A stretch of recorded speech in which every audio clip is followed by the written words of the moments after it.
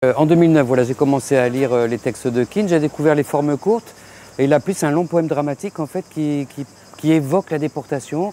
Et ce qui nous a décidé vraiment à monter ce texte, c'est en 2012, voilà, l'extrême droite est revenue. Là, avec les élections récentes européennes, on voit que l'extrême droite est là, en France, en Europe, un peu partout, au Proche et Moyen-Orient. Je trouve que c'est important de redire un spectacle où on peut avoir de l'empathie pour les victimes et on peut se dire que la base de notre société, c'est vraiment que chacun puisse avoir sa place et que rien ne peut venir limiter la valeur de l'être humain.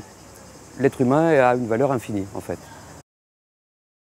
Pendant le montage ou l'écriture, non, tout s'est fait un peu comme on avait prévu. Là, je trouve que ce qu'il faut dire, c'est la presse, là, ce matin. Dans Vaucluse Matin, on a un bel article, là, de Marie-Alicia, voilà, qui donne envie de voir la pluie.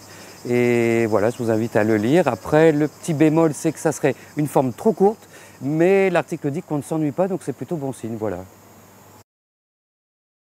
Nous voyons le personnage principal, c'est un seul en scène, Anna, qui nous raconte l'histoire de la déportation vue par Keane. Elle évolue sous un ciel de manteau, elle est vraiment dans ce travail poétique de Keane, de la langue, qui fait que lui, il va chercher à la source, où pourrait être la source du poème, même avant la syntaxe, même avant la formation du son, pour nous délivrer cet autre regard sur cette période-là. Sur scène, c'est une forme courte.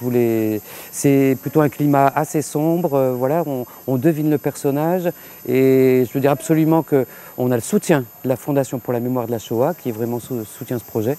Et puis, que vous dire d'autre, voilà, c'est un personnage qui vient après coup en fait. Très jeune, elle est témoin de la déportation. Elle garde les affaires des gens qui partent en train. Après coup, elle se rend compte qu'ils ne reviennent plus et donc elle réalise tout le tragique de la situation. Et voilà, elle devient dépositaire de toutes ses affaires, porteuse de mémoire.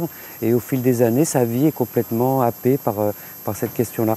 Et chez Keane, c'est ça qui est très fort, je trouve, c'est que dans son écriture dramatique, finalement, on a des personnages assez simples, mais qui vont puiser dans leur instinct pour aller survivre à ces situations.